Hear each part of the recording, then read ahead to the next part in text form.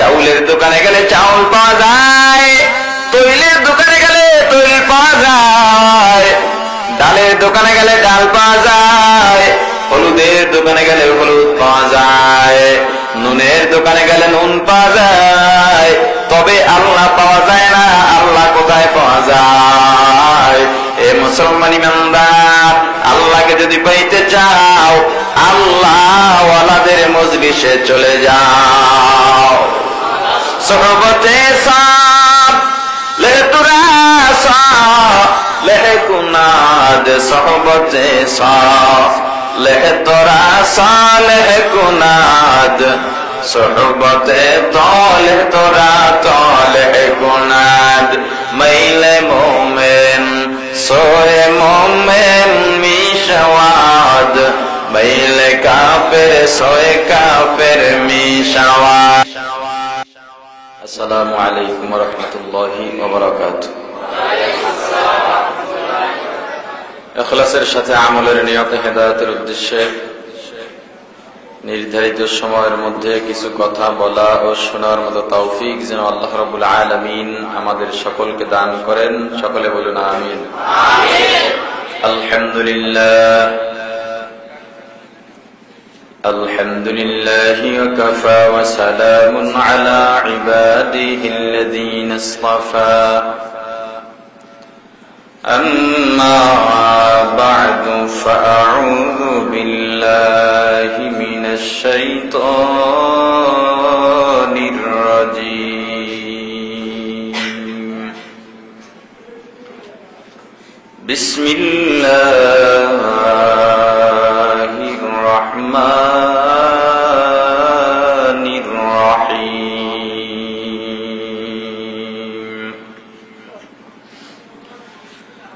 الحمد لله رب العالمين الرحمن الرحيم مالك يوم الدين إياك نعبد وإياك نستعين. صدق الله العظيم. وقال النبي صلى الله عليه وسلم تركت فيكم أمرين لن تضلوا ما تمسكتم بهما كتاب الله وسنة رسوله أو كما قال النبي عليه الصلاة والسلام. وصدق رسوله النبي الكريم ونحن على ذلك من الشاهدين والشاكرين. ربنا تقبل منا إنك أنت السميع العليم وتب علينا إنك أنت التواب الرحيم. سبحان الله وبحمده سبحان الله العظيم. ربي زدني علما ربي يسر ولا تعسر وتمم علينا بالخير. رب اشرح لي صدري ويسر لي أمري واحلل عقدة من لساني يفقه قولي. يا حي يا قيوم برحمتك أستغيث أصلح لي شأني كله ولا تكلني إلى نفسي طرفة عين সকলে মুহাব্বতের সাথে একটু জিকির করেন লা ইলাহা ইল্লাল্লাহ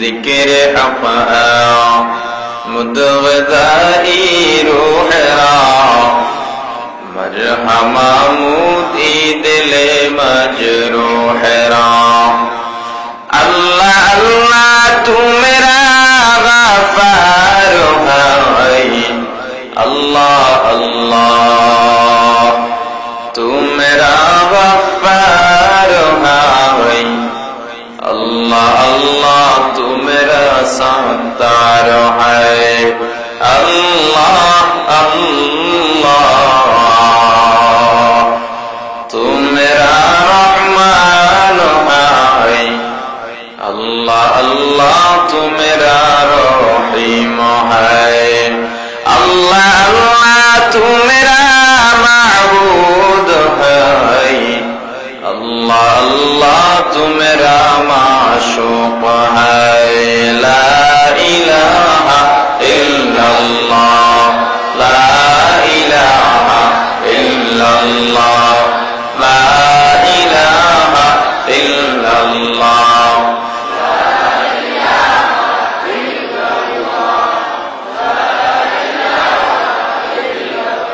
لا الہ الا اللہ محمد رسول اللہ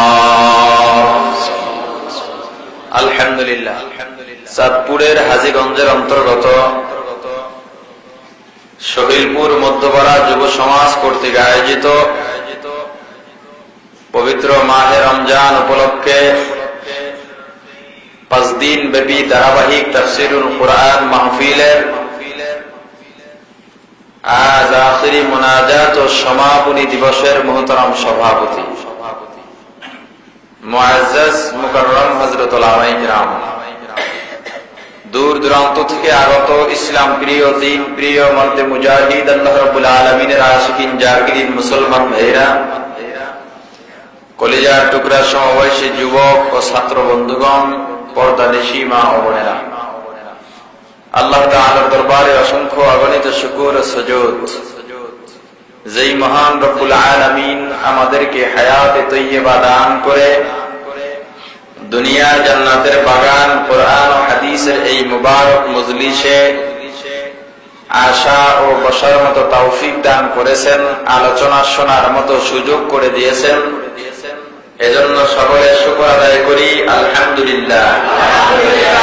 এর আওয়াজ যতদূর যায় প্রত্যেক মুসলমান বন্ধুকে বলবো, দুনিয়ার সকল কাজ থেকে মুক্ত হয়ে আপনিও তাফসীর অনুষ্ঠানে চলে আসুন।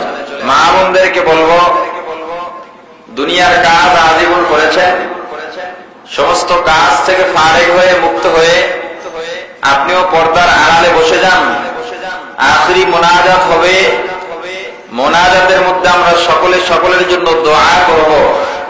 একজনের দোয়াও যদি আল্লাহ কবুল করেন, তার উসিলায় আল্লাহ আমাদের সকলকে মাফ করে দিতে পারে। মাফ পাওয়ার বড় আশা আমরা করতে পারি আরেকটি কারণে, সেটা কি? যেহেতু এটা রমজান মাস, কি প্রথম দিনে এ সম্পর্কে বিস্তার আলোচনা করেছিলাম। সাংসারিক প্রয়োজনীয়তা মানুষের আছে না নাই? বাজার করার দরকার আছে না নাই? চাউলের প্রয়োজন হলে কোথায় যাই? বাজারের কোন দোকানে যাই? মরিচের প্রয়োজন হলে, হলুদের প্রয়োজন হলে, নুনের প্রয়োজন হলে, সবজির প্রয়োজন হলে, তদ্রূপ ভাবে এই দুনিয়ার বাজার দিয়ে কি আল্লাহকে পাওয়া যাবে? তবে আল্লাহকে যদি পেতে চাই কোথায় যাব? মন্দিরে, গির্জায়, বাজারে। অনেক আগে গান শুনতাম, বন্ধু 3 দিন তোর বাড়িতে গেলাম দেখা পাইলাম না। আপনারা শুনছেন? বন্ধু বন্ধুকে ধোঁকা দিতে পারে, দুনিয়ার বন্ধু। আল্লাহ কি বলেন? একে চশমা সাদা গাফেলা যা শাহে নাবাসি, একে চশমা সাদা গাফেলা যা শাহে নাবাসি, একে চশমা সাদা গাফেলা যা শাহে নাবাসি, शायद कि निगाह को नदागाह नबाशी, शायद कि निगाह को नदागाह नबाशी। অতি গভীর হয় রজনী যখন নীরবে প্রভুর নাম জপিও তখন, অতি গভীর হয় রজনী যখন নীরবে প্রভুর নাম জপিও তখন। প্রভুর করুণা যদি পাইবারে চাও, অতি গভীর রাতে তাহার গুণগান গাও। কবি রবীন্দ্রনাথ ঠাকুরের নাম শুনছেন? বড় পরহেজগার ছিল। কি ছিল? মুশরিক, কাফের। কবি রবীন্দ্রনাথ ঠাকুর একজন মুশরিক হওয়ার পরেও, একজন কাফের হওয়ার পরেও মুসলমানদের কোরআন রিসার্চ করে দেখছি, কোরআনের মধ্যে সুন্দর সুন্দর বাণী রয়েছে। রবীন্দ্রনাথ ঠাকুর কোরআন রিসার্চ করলো, হাদিস রিসার্চ করে মুসলমানদেরকে ওয়াজ করে। এই বিশ্ববাসী মানব মন্ডলী মুসলমানেরা, তবে যদি আল্লাহর করুণা পাইতে চাও, গভীর রাতে জেগে মাওলার গুণগান গাও, তাহাজ্জুদে দাঁড়িয়ে যাও। মাওলার কুদরতি কদমে যখন তোমার কপালটা লাগায়া দিবা,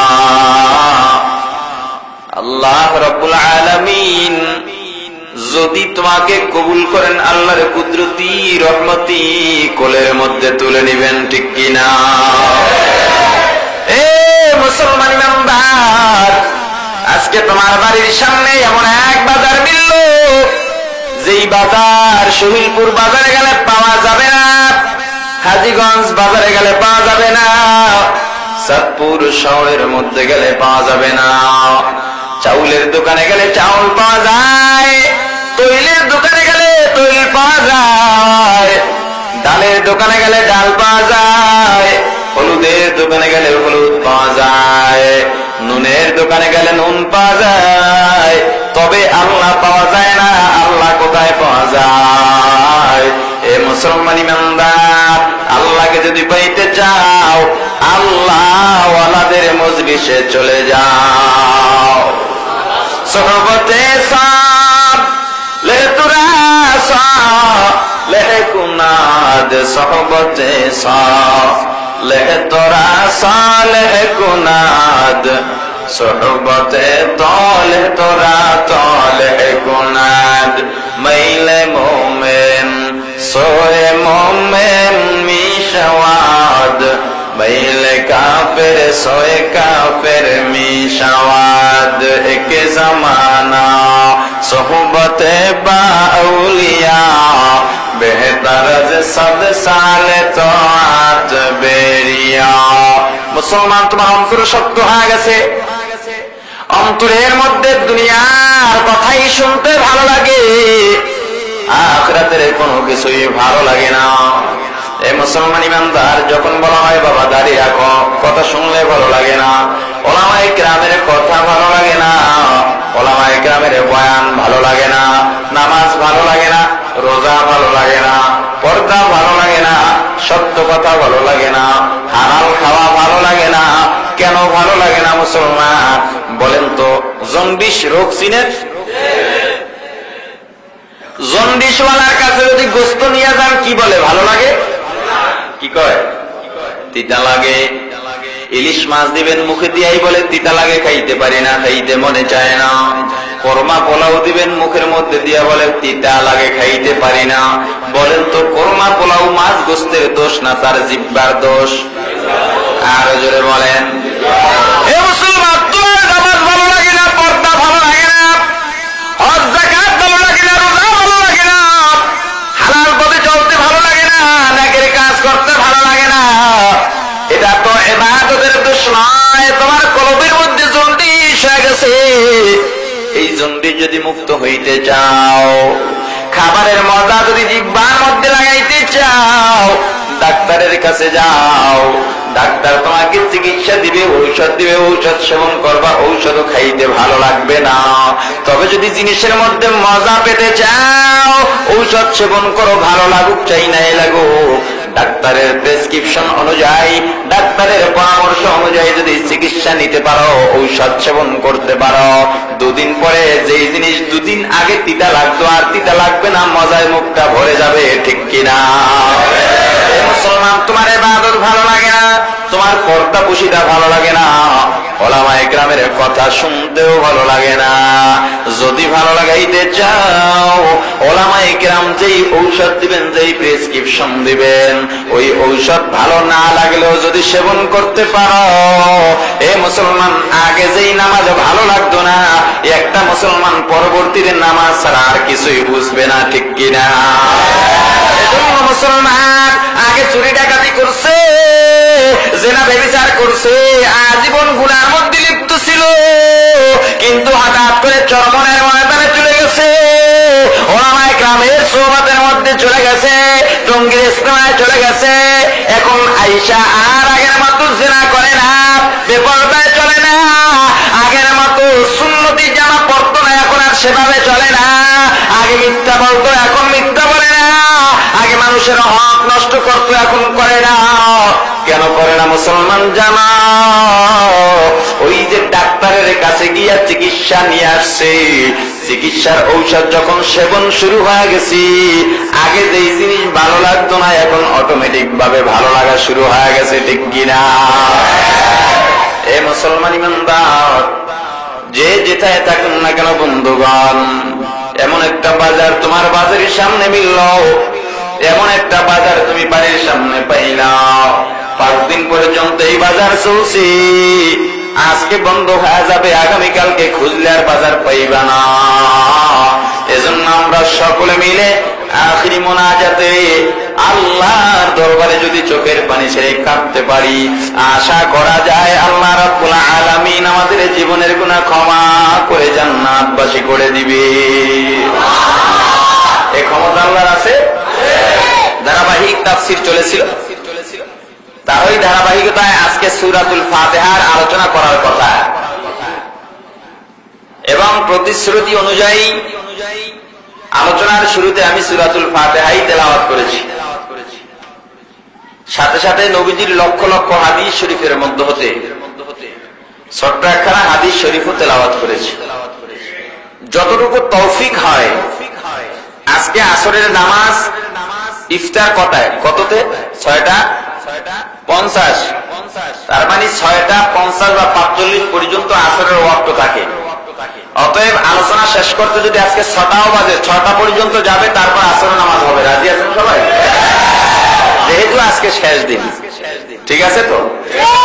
যাই হোক, সূরাতুল ফাতিহা এর অনেকগুলো নাম আছে।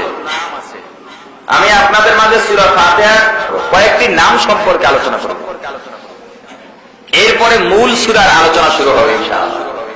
তবে খুব খেয়াল করে প্রত্যেকটা শব্দ গুরুত্ব সহকারে শুনতে হবে, পারবেন? কারণ কি, শুধু সূরা ফাতিহার সাথে আমরা বেশি পরিচিত। ওই বাংলাদেশ থেকে এক মূর্খ মানুষ সৌদি আরবে গেল, সৌদি থেকে বাড়িতে ফিরার পরে বিবি জিজ্ঞাসা করতেছে, সৌদি গেলেন, সৌদির মানুষ কথা বলে কিভাবে? বলে সব আরবিতে বলে। আপনি কিছু বুঝেন না? ওদের সে বাংলায় কথা বলে না? না, বাংলায় বলে, তবে সব আরবিতে, শুধু 3টা জিনিস বাংলায় বলে। কি কি আলহামদু সূরা বাংলায় বলে, আযানটা বাংলায় দেয়, আর সালাম বাংলায় দেয়। কথা বুঝেন নাই? মানে কথাটা আমি বুঝাতে চাইলাম এটাই, এই আল্লাহর বান্দা বাংলাদেশের সূরা ফাতিহা সবসময় শুনে বিদায় বুঝতে পারছে এটা বাংলা, মনে করছে কি এটা বাংলা, এজন্য বলছে সূরা ফাতিহা বাংলায় পড়ে। আযান শুনছে, সালাম দেখে, সৌদি আরবে তো এরকমই হয়, সালাম বাংলাদেশে যেরকম সৌদিতেও, আযান বাংলাদেশে যেরকম সৌদিতেও, তদ্রুপভাবে সূরা ফাতিহা সারা বাংলাদেশে যেরকম সারা বিশ্বেও সেরকম। উদাহরণটা দিয়ে আমি এটাই বুঝাতে চাচ্ছি, সূরা ফাতিহার সাথে আমরা খুব বেশি পরিচিত। কি বলেন? সূরা ফাতিহার যতগুলি নাম আছে তার মধ্যে কেন্দ্রীয় বা প্রধান দুটি নাম। প্রধান কয়টা নাম? এক নম্বরে সূরাতুল ফাতিহা, এক নম্বরে আরেকটা নাম হলো সূরাতুল হামদ বা আলহামদু সূরা। এই দুইটা নাম কেন্দ্রীয় নাম, প্রধান নাম। যে কোনো সূরাই হোক না কেন আল্লাহ তাআলা সূরার নামকরণ করেছেন হয়তো সূরার প্রথম শব্দের দিকে লক্ষ্য করে, না হয় সূরার ফজিলতের দিকে লক্ষ্য করে, না হয় সূরার কার্যকারিতার দিকে লক্ষ্য করে, না হয় সূরার বিতর্গত একটা শব্দের দিকে লক্ষ্য করে, না হয় সূরার সামগ্রিক বিষয়ের দিকে লক্ষ্য করে আল্লাহ সূরার নাম রেখেছেন। যেমন সূরা ফাতিহার আলহামদু সূরার নাম সূরাতুল ফাতিহা, ফাতিহা করে কেন রাখলেন? ফাতহুন মানে খোলা, আরম্ভ করা, উন্মোচন করা। ফাতহুন অর্থ কি? উন্মোচন করা, খোলা, আরম্ভ করা, শুরু করা। যেহেতু আলহামদু সূরার মাধ্যমে কোরআন শরীফ শুরু করা হয়েছে, কোরআন ওপেন করা হয়েছে, সেদিকে লক্ষ্য করে ফাতিহা করে নাম রাখা হয়েছে। আলহামদু কেন রাখা হলো? এই কোন আওয়াজ নাই, প্লিজ কোন আওয়াজ করবেন না। আলহামদু সূরা কোন শব্দ দিয়ে শুরু? আলহামদুলিল্লাহি রাব্বিল আলামিন। আলহামদু শব্দ দিয়ে শুরু, ঠিক কিনা? এই শব্দের দিকে লক্ষ্য করে আলহামদু সূরার নাম আলহামদু করে রাখা হয়েছে। সূরাতুল ফাতিহার আরেক নাম উম্মুল কুরআন। কি নাম? অর্থ কোরআনের মা। অর্থ কি? কোরআনের মা কেন বলা হলো? মুফাসসিরিন কিরাম বলেন 30 পারা কোরআনের মধ্যে যা আছে সূরা ফাতিহার মধ্যে তাই আছে। অর্থাৎ 30 পারা কোরআন সূরা ফাতিহার ব্যাখ্যা। এক সূরার ভিতরে কি পুরো 30 পারা কোরআনে ব্যাখ্যা লুকায়িত আছে। সূরাতুল ফাতিহার আরেক নাম সূরাতুশ শিফা, রোগ মুক্তির সূরা। কি সূরা? এটা মুখস্থ কইরেন, আলোচনাগুলো ভালো করে বুঝতে হবে। কিসের সূরা? এজন্য দেখবেন হুজুরদের কাছে গেলেই সূরা ফাতিহা বইরে একটা ফু দেয়। যারা নিতে আসে তারা বলে হুজুর আলহামদু সূরা পড়ে একটু পানি পড়ে দেন তো। যদিও সে জানে না আলহামদু সূরা কেন পড়তে বলতেছে, তবে সূরা ফাতিহা রোগ মুক্তির সূরা। রাসূল কারীম সাল্লাল্লাহু আলাইহি ওয়াসাল্লাম ঘোষণা করেছেন সূরা ফাতিহার মধ্যে এমন কোন চিকিৎসা নাই, এমন কোন রোগের চিকিৎসা নাই যেই রোগ দুনিয়াতে আছে, অর্থাৎ প্রত্যেক রোগের চিকিৎসা সূরা ফাতিহার মধ্যে। একটা রোগের চিকিৎসা নাই। কয়টা? পৃথিবীতে যত রোগ আছে, ছিল, বর্তমান আছে, ভবিষ্যতে আসবে, সব রোগের চিকিৎসা কোথায় আছে? জোরে বলেন, ফাতিহার মধ্যে। একটা রোগের চিকিৎসা নাই, সেটা কি? মৃত্যু, মরণের চিকিৎসা নাই। মৃত ব্যক্তিকে সূরা ফাতিহা দিয়ে চিকিৎসা করে জীবিত করতে পারবে না। এখন আপনাদের ভিতরে প্রশ্ন জাগতে পারে, সূরা ফাতিহার মধ্যে যদি সকল রোগের চিকিৎসাই থাকে তাহলে ডাক্তারি ব্যবস্থার দরকার কি? কবিরাজির দরকার কি? সূরা ফাতিহাই যথেষ্ট। উত্তর, সূরা ফাতিহার চিকিৎসার ক্ষেত্রে যদি সূরা ফাতিহার চিকিৎসার থেকে কেউ উপকার লাভ করতে চায় সেখানে চিকিৎসকের উপরেও একটা শর্ত আছে, রোগীর উপরেও একটা। চিকিৎসকের শর্ত কি? যেই চিকিৎসক সূরা ফাতিহা তেলাওয়াত করে ফু দিবেন, ওই চিকিৎসকের জবান, ওই চিকিৎসকের ফু আল্লাহর পছন্দওয়ালা জবান হতে হবে। আর যিনি চিকিৎসা নিবেন, রোগীর শর্ত কি? যিনি চিকিৎসা নিবেন তার ভিতরে পুরনো ইয়াকিন, বিশ্বাস থাকতে হবে, আমি যার থেকে চিকিৎসা নিতেছি আলহামদুলিল্লাহ সূরার দ্বারা চিকিৎসা হবে, আমার চির বিশ্বাস এই চিকিৎসার মাধ্যমে আমি ইনশাআল্লাহ সুস্থ হবই হব, কোনো সন্দেহ নাই। কিন্তু এই দুইজনের দুইটা শর্ত যদি না পাওয়া যায় তখন কি করবে? আর শর্ত না পাওয়া গেলে তার চিকিৎসায় কি হবে না? কাজ হবে না। এই শর্ত যখন পাওয়া না যাবে তখন দুনিয়ার চিকিৎসা গ্রহণ করা সুন্নাত। তখন দুনিয়ার চিকিৎসা করা কি সুন্নাত। আর একটা প্রশ্ন আপনাদের ভিতরে আসতে পারে, যেহেতু চিকিৎসার মাধ্যমে চিকিৎসকরা টাকা পয়সা নেয় কিনা? কথা হয় না। আপনাদের এলাকায় ফ্রি চিকিৎসা হয় নাকি? উত্তর তো দিবেন। চিকিৎসক চিকিৎসা করার পরে টাকা পয়সা নেয় না? সূরা ফাতিহার মাধ্যমে যেই চিকিৎসক চিকিৎসা দিবে সে টাকা পয়সা নিতে পারবে কিনা, এমন একটা প্রশ্ন আপনাদের ভিতরে থাকতে পারে।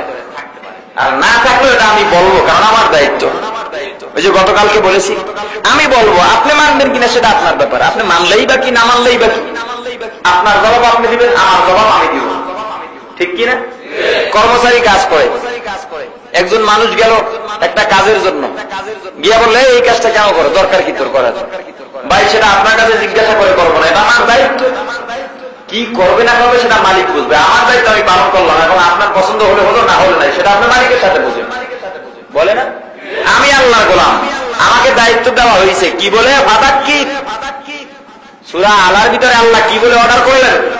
ফাতাক্কি, ওয়াজ করো, ওয়াজ চলতে থাকবে। আমার দায়িত্ব আমি পালন করতেছি।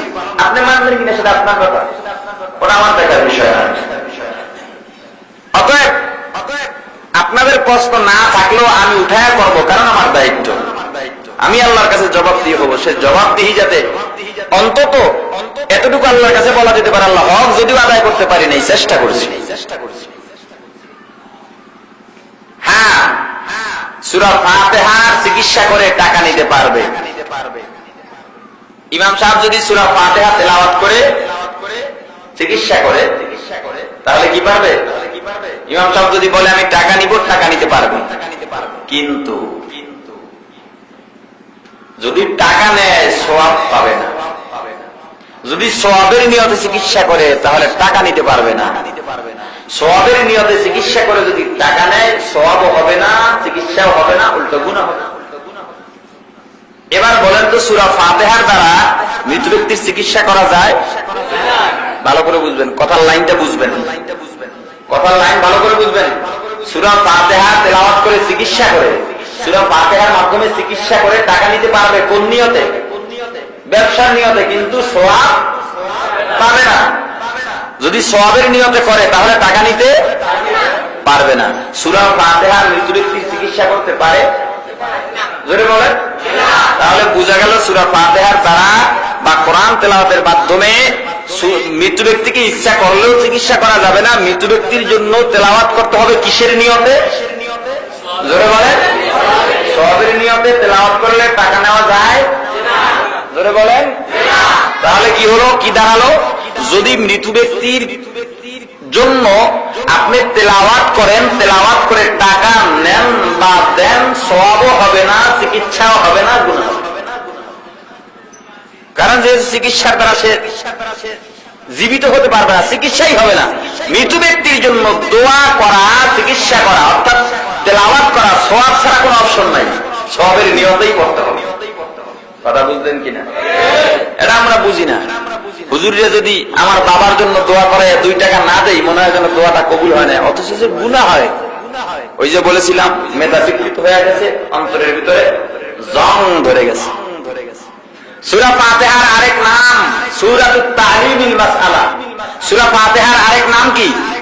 সূরাতুত তা'লিমিল মাসআলা, অর্থাৎ আল্লাহর দরবারে কোন নিয়ম পদ্ধতিতে আমরা দোয়া করব সেই দোয়া করার নিয়ম পদ্ধতির সূরা। আর এই দোয়াটা শিখাইয়া দিলেন স্বয়ং আল্লাহ। কেমনে শিখাইলেন? আল্লাহ রাব্বুল আলামিন মানুষকে ডেকে বলেন, এ দুনিয়ার মানুষ, আমি আল্লাহর দরবারে কিভাবে দোয়া করতে হয় তোমরা জানো না, এজন্য কিভাবে দোয়া করবা আমি আল্লাহ তোমাদেরকে শিখাই দিব, ভয় নাই, চিন্তা নাই। আল্লাহর দরবারে কিভাবে চাইবো, আল্লাহর দরবারে কিভাবে হাত তুলবো, এই নিয়ম যেহেতু জানি না, আল্লাহকে কিভাবে ডাকতে হয় তাও যেহেতু জানি না, এজন্য আল্লাহ ডাক দিয়ে বললেন, হে বিশ্ববাসী মানব মণ্ডলী, আমি আল্লাহর দরবারে কোন পদ্ধতিতে দোয়া করবা যদিও তোমার জানা নাই, তবে ভয় নাই, চিন্তা নাই, আমি আল্লাহ রব্বুল আলামিন তোমাদেরকে দোয়ার নিয়ম পদ্ধতি শিখায় দিব। কিভাবে দোয়া করবা? এক নম্বরে যখন আমি আল্লাহর দরবারে দাঁড়াইবা, এক নম্বরে আমি আল্লাহর দরবারে আল্লাহর প্রশংসা করবা। এক নম্বরে কি করতে হবে? এক নম্বরে আল্লাহর প্রশংসা করতে হবে। তবে প্রশংসা কি শব্দ দিয়া করবা, কিভাবে করবা সেই শব্দ তো তোমার জানা নাই। আল্লাহ বলেন, বান্দা ভয় নাই, চিন্তা নাই, টেনশন করার কোনো কারণ নাই, যেহেতু তোমার জানা নাই কোন শব্দ দিয়া আমি আল্লাহর প্রশংসা করবা, এজন্য আমি আল্লাহ সেই শব্দগুলো শিখা দিলাম। আমি আল্লাহ শিখাইয়া দেওয়ার পরেও যদি আমি আল্লাহর কাছে নিয়মতান্ত্রিক ভাবে না চাইতে পারো রে, তোমার চাইতে কপাল করা দুনিয়ার মধ্যে দ্বিতীয় আর একটা হইতে পারে না, ঠিক কিনা? আল্লাহর প্রশংসা করবো কিভাবে, আল্লাহ প্রশংসা করতে হয় আল্লাহ শিখাই দিলেন, আল্লাহ শব্দ জানা দিলেন, আলহামদুলিল্লাহি রাব্বিল আলামিন।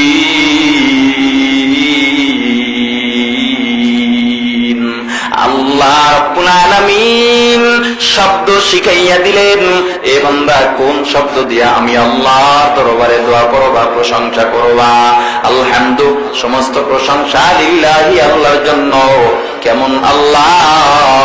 রব্বিল আলামিন, যিনি সমগ্র জগতের প্রতিপালক। সমস্ত প্রশংসা কার? আল্লাহ। সমস্ত প্রশংসা আল্লাহর জন্য, যিনি সমগ্র জগতের প্রতিপালক, যিনি আসমানের মালিক, দুনিয়ার মালিক, আপনার আমার হায়াত মৌতের মালিক।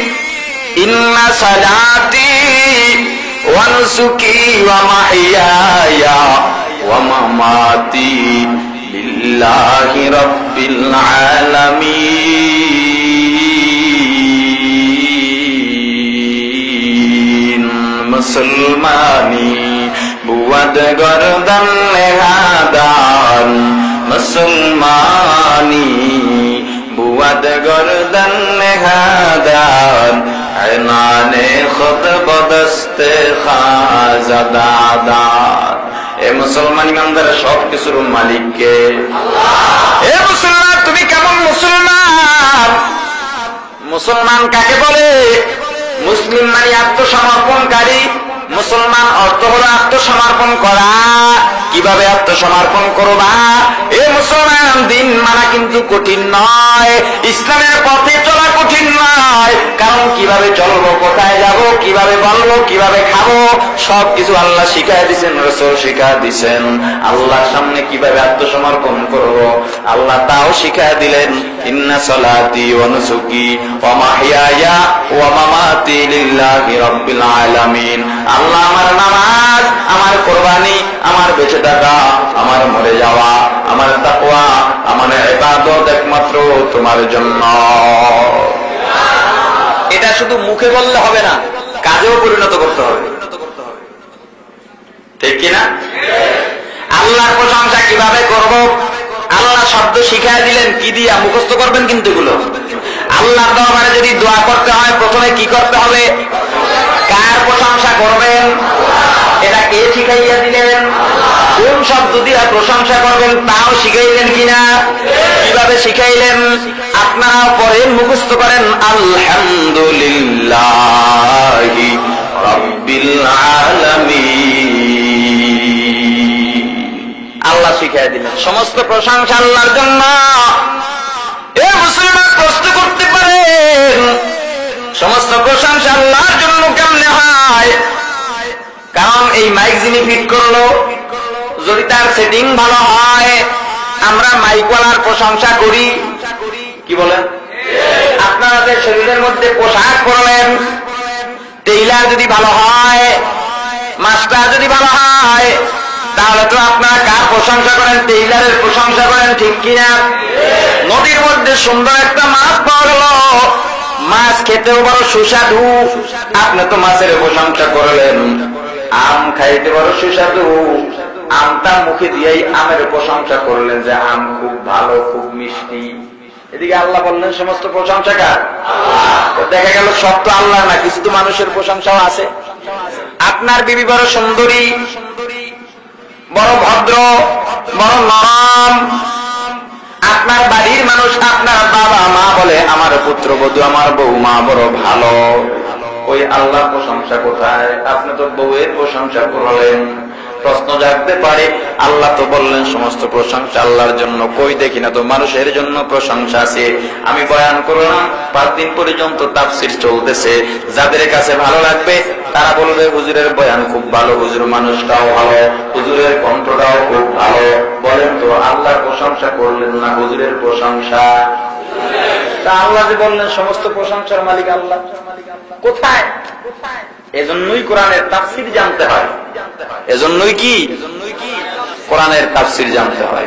এখন গ্রাম গাঁওয়ের মধ্যে, এলাকার মধ্যে যারা বাংলা কোরআন কিনে শুধু বঙ্গানুবাদ অর্থ মুখস্থ করে আলেমদের মাঝে এসেও তারা ফতোয়া দেয়, আছে না নাই? বাংলা কিনছে, অর্থ আছে, তাফসীর নেই। আরে যে কোরআন জানে না, যার এলেম নাই, তার জন্য বাংলা হোক যা হোক, তার জন্য তাফসীর তরজমা করা যায় নেই। কারণ আপনি তো সব বুঝবেন না। আপনি অর্থ লেখা থাকবেন কি? আলহামদুলিল্লাহি রাব্বিল আলামিন, এই শব্দের অর্থ কি লেখা থাকবেন? এই আয়াতের অর্থ লেখা থাকবেন সমস্ত প্রশংসা আল্লাহর জন্য। তখনই আপনি প্রশ্ন করবেন, কই আল্লাহর কথা তো সত্য নয়, মিথ্যা।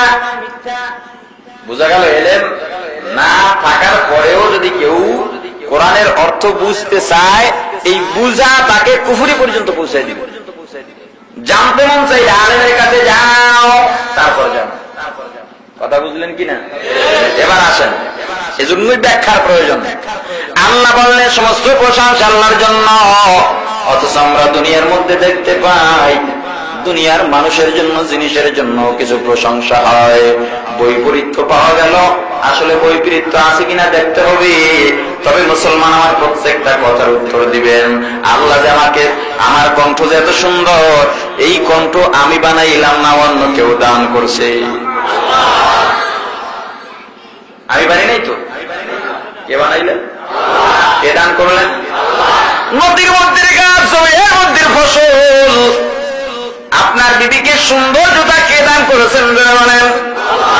এ মুসলমান, আমের মধ্যে মিষ্টতা কে দান করছেন?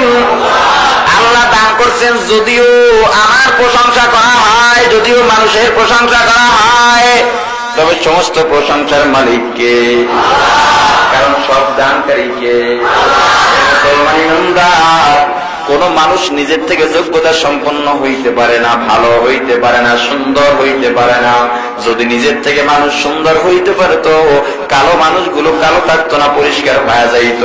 বরঞ্চ দেখা যায় কালো মানুষগুলো পরিষ্কার হওয়ার জন্য বিভিন্ন কোম্পানির সোনো পাউডার লাগায়, কিন্তু কাজ হয় না। ঘষতে ঘষতে চামড়া উঠে, কাজ হয় না। কারণ এটা আল্লাহর দান। কার দান? এ মুসলমান ইমানদার, প্রমাণ হয়ে গেল মানুষ নিজের থেকে সুন্দর হতে পারে না, মাছ নিজের থেকে সুন্দর হইতে পারে না, আপনার বিবি সুন্দর নিজের থেকে হতে পারে না। মানুষকে আল্লাহ কণ্ঠ দান করেছেন, কোন দুনিয়ার মানুষ কণ্ঠ নিজের থেকে সুন্দর করতে পারে নাই।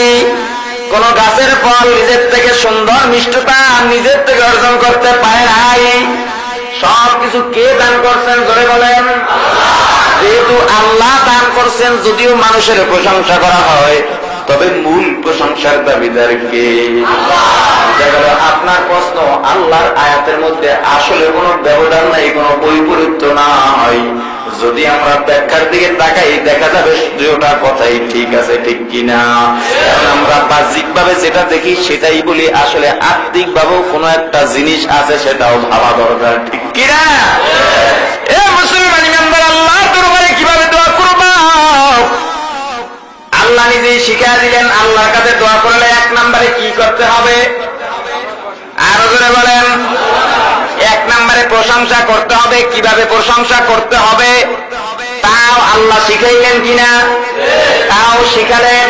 কোন শব্দ দিয়ে প্রশংসা করবেন তাও আল্লাহ শিখালেন কিনা? কোন শব্দ দিয়ে প্রশংসা করবেন বলেন তো? এক নম্বরে আল্লাহর প্রশংসা করতে হবে। কোন শব্দ দিয়ে প্রশংসা করব সেটাও আল্লাহ শিখাই দিলেন, আলহামদুলিল্লাহি রাব্বিল আলামিন।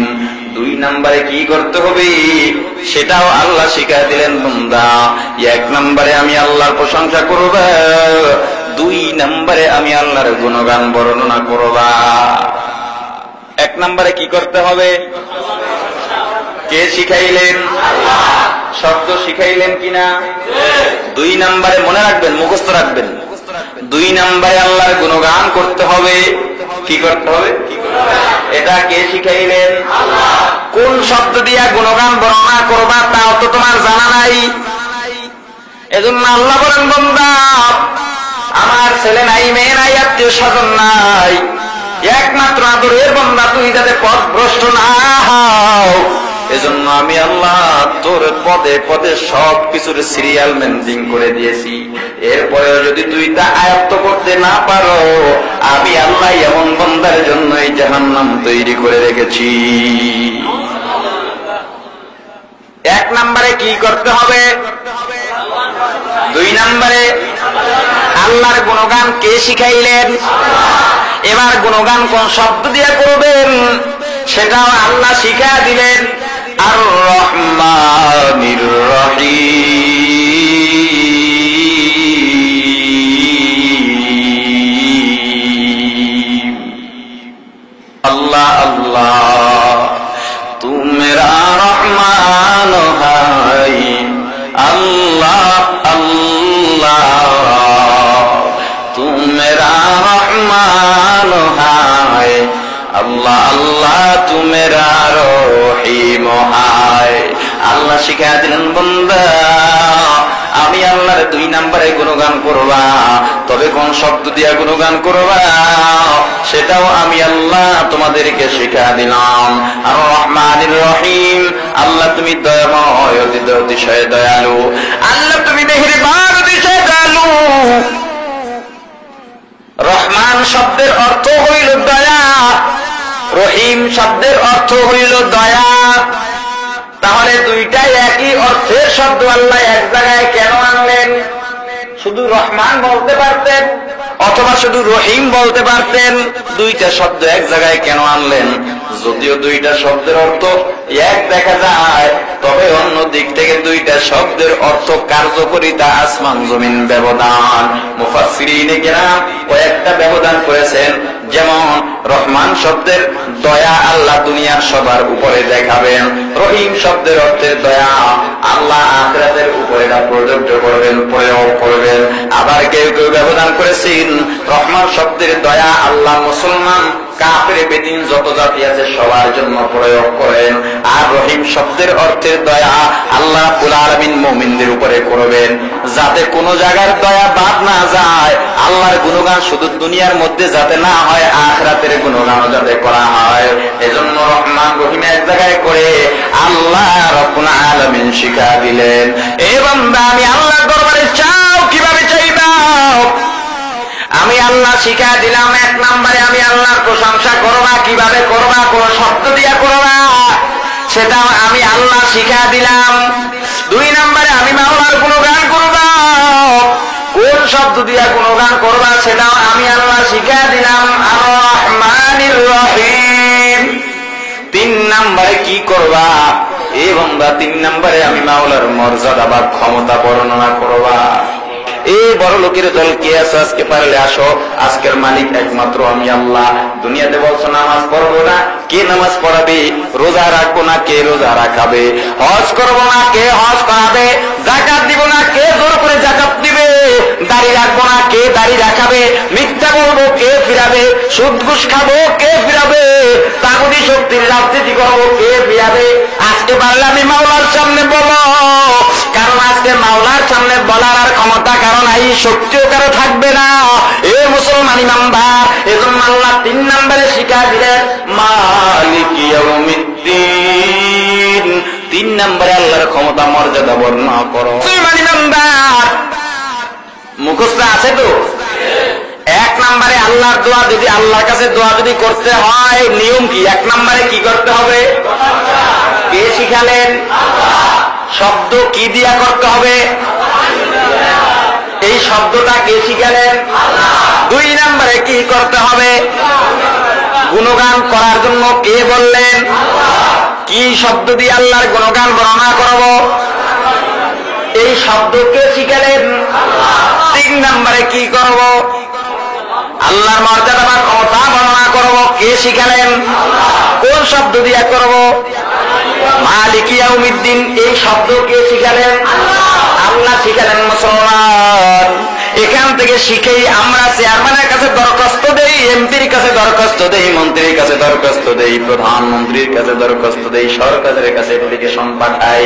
এ মুসলমান ইমানদার, এলাকার মধ্যে যদি এমপির উপস্থিতি হয়, মন্ত্রী সাহেব যদি আমাদের এলাকায় আসে, তার কাছে অনেক মেম্বার যায়, অনেক চেয়ারম্যান যায় দরখাস্ত লইয়া। 2 কিলোমিটার রাস্তা, কাঁচা রাস্তা আছে, বৃষ্টি হলে ভিজে যায়, কাদা হয়ে যায়, জনগণ হাঁটতে পারে না। বিভিন্ন দরখাস্ত নিয়ে যায় কিনা? তবে মন্ত্রীর কাছে যখন দরখাস্ত করা হয়, এমপির কাছে যখন দরখাস্ত করা হয়, কি লেখা হয় দেখেন? ওখানেও তারা সূরা ফাতিহা প্রয়োগ করে, সূরা ফাতিহার নিয়ম প্রয়োগ করে। কিভাবে? এক নম্বরে এমপির প্রশংসা করা হয়, ও এমপি মহোদয়, ও সংসদ সদস্য, আপনি বড় ভালো মানুষ, আপনার নাম আমরা খুব ভালোভাবে স্মরণ করতেছি, আপনার নাম আমরা সুনামের সাথে স্মরণ করতেছি, আপনাকে আমরা বড় ভালোবাসি। 2 নম্বরে গুণগান বর্ণনা করা হয়, ও এমপি সাহেব, আপনি এলাকায় ভালো ভালো কাজ করছেন, আপনি বড় দয়াবান, কাউকে ফিরাইয়া দেন না। কি বিভিন্ন শব্দ দিয়ে প্রশংসা করা হয় না? 3 নম্বরে ক্ষমতা বা মর্যাদা বর্ণনা করা হয়, আপনার মতো আর কেউ নাই, আপনার সাথে কেউ নাই, এই এলাকায় আপনি আসলে আপনি বড় আসন না পান, সম্মানের আসন আপনার, ওই আপনার মর্যাদা সবচাইতে বেশি, আপনার সাথে সামনে কেউ কথা বলে না, কারণ আপনার ক্ষমতা সবচাইতে বেশি। শিখলো কোত্থেকে? কথা হয় না? সূরা ফাতিহা থেকে। 3 নম্বরে 3টা জিনিস আল্লাহ পদ্ধতি শিখায় দিলেন।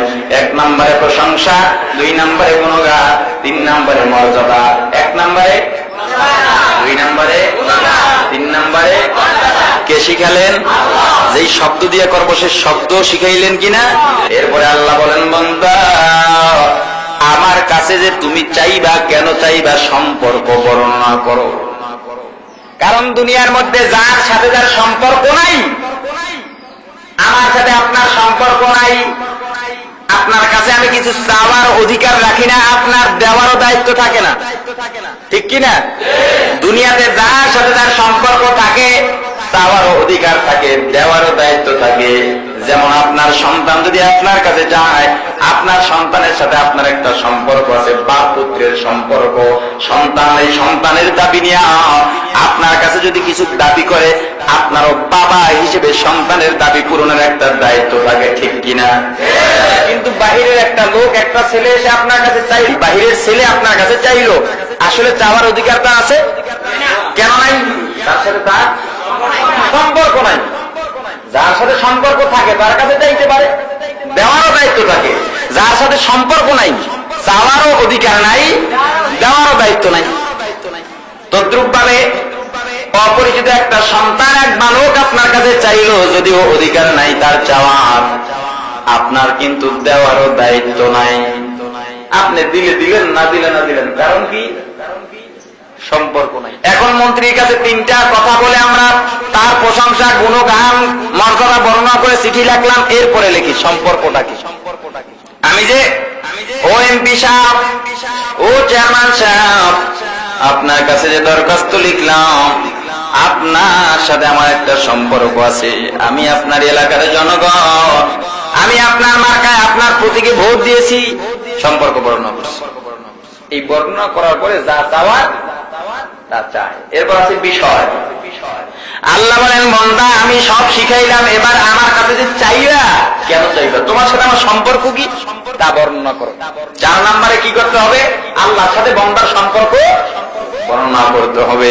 এ বান্দার সম্পর্ক কি তোমার তো জানা নাই, হয়তো তুমি আবল তাবল বলবা, এজন্য আমি আল্লাহ সম্পর্কের কথাটাও জানাইয়া দিলাম।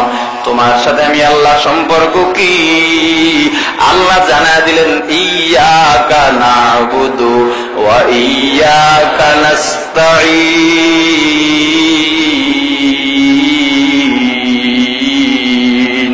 মেরা সুবহ গলত, শাম গলত, সবহি গলত হয়। মেরা সুবহ গলত, শাম গলত, সবহি গলত হয়। मेरा सुबह गलत, शाम गलत, सब ही गलत है। अल्लाह की रहमत की सवा कुछ ही नहीं है। अल्लाह की रहमत की सवा कुछ ही नहीं है। तू ही कादिर जलीलुल्लाह जहादार, बहरहाले तू ही मेरा निगाहदार। एक नंबरे अल्लाह प्रशंसा, दुई नंबरे अल्लाहर गुणगान, तीन नंबरे मर्यादा আল্লাহ ডাক দিয়া বললেন, বান্দা তুমি যে আমি আল্লাহর কাছে চাইবা, এই চাইবা কেন? তোমার সাথে আমার সম্পর্ক কি? সম্পর্ক বর্ণনা কর। কি সম্পর্ক বর্ণনা করবা তোমার তো জানা নাই। এজন্য আমি আল্লাহ সম্পর্কের কথা জানা দিলাম। তোমার আমার সাথে কি সম্পর্ক? ইয়্যাকা না'বুদু, আল্লাহ আমরা তোমারই ইবাদত করি। আর যে যারা ইবাদত করে, আমরা যারা ইবাদত করি, আমরা গোলাম, আল্লাহ হলেন মুনিব। আমরা গোলাম, আল্লাহ মাবুদ। মুসলমান ইমানদার আল্লাহ শিখায়া দিলেন, আল্লাহ তোমার সাথে আমাদের সম্পর্ক, আপনি আমাদের মাওলা, আমরা আপনার বান্দা। আয় আল্লাহ, আপনার কাছে বান্দা চাইতে আপনার কেউ নাই। বান্দা বড় আদরের বান্দা। লাম ইয়ালিদ ওয়া লাম ইউলাদ, আপনার ছেলে নাই, মেয়ে নাই, আপনি কাউকে জন্ম দেন নাই, আপনি কারো থেকে জন্ম নেন নাই। আল্লাহ কেন? একমাত্র কারণ আপনার আদরের বান্দা, আপনি বান্দাকে বড় ভালোবাসেন। আল্লাহু লা ইলাহা ইল্লা হুয়াল হাইয়ুল কাইয়্যুম লা তা'খুযুহু সিনাতুন ওয়া লা নাওম। আল্লাহ ঘুম যান না, তোমরাও যান না, বান্দাকে জেগে জেগে পাহারা দেন। এ বান্দা তুমি ঘুমাইয়া যাও, সারাদিন কাজ করো, সারাদিন কাজের মধ্যে ব্যস্ত থাকো, সন্ধ্যাবেলা ক্লান্ত হয়ে যাও। স্বাস্থ্য যাতে তোমার ঠিক থাকে, এজন্য আল্লাহ রাত্র দিলেন ঘুমানোর জন্য। রাত্র দিলেন ঘুমানোর জন্য। এ মুসলমান ইমানদার, যাতে তোমার স্বাস্থ্য ঠিক থাকে, কিন্তু তুমি ঘুমাইয়া যাও, আল্লাহ কিন্তু ঘুমান না। লা সিনাতু ওয়ালা নাওম, আল্লাহ ঘুমান না। আল্লাহ তন্দ্রাও আল্লাহ ধারে পাশে আসতে পারে না। লা তাখুযুহু, আল্লাহকে পাকড়াও করতে পারে না, ঘুম ধরতে পারে না, আল্লাহকে তন্দ্রায় ধরতে পারে না। আল্লাহ সব সময় জাগ না থাকেন, কেন?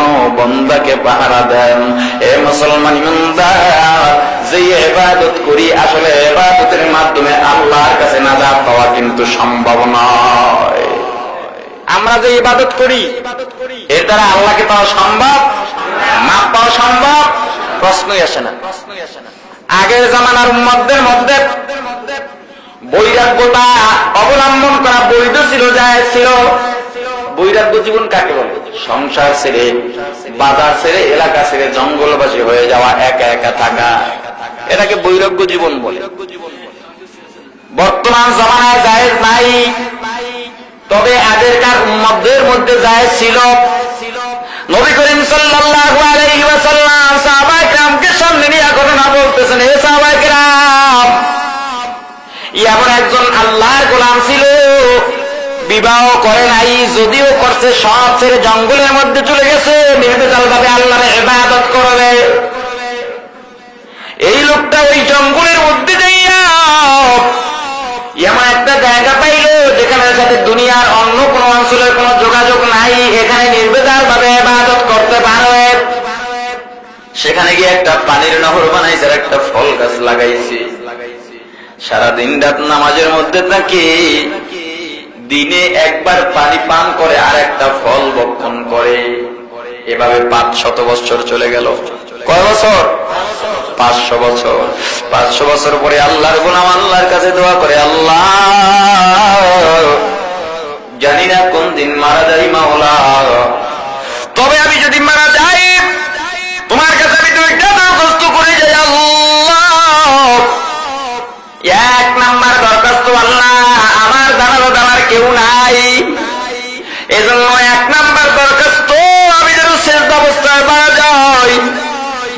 নাম্বার দরখাস্ত, আল্লাহ কিয়ামত পর্যন্ত যেন আমি সেজদা অবস্থায় থাকি।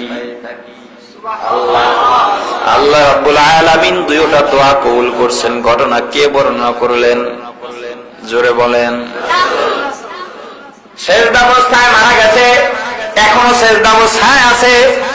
নবীজি এটাও বলে দিয়েছেন ওই জায়গায় কিয়ামত পর্যন্ত কেউ যেতে পারবে না, কিন্তু আল্লাহর ওলি সেজদা অবস্থায় আছেন, ওখানে কেউ যেতে পারবে না। তবে আল্লাহর কুদরত দেখো, ওই লোক ওই আল্লাহর ওলি মারা যাওয়ার পরে আল্লাহ রাব্বুল আলামিন ফেরেশতাদের মাধ্যমে ওই আল্লাহর ওলির আত্মাকে আল্লাহর সামনে হাজির করাইলেন। এবার আল্লাহর ওলিকে আল্লাহ রাব্বুল আলামিন ডাক দিয়ে বলতেছে, রে আমার গোলাম,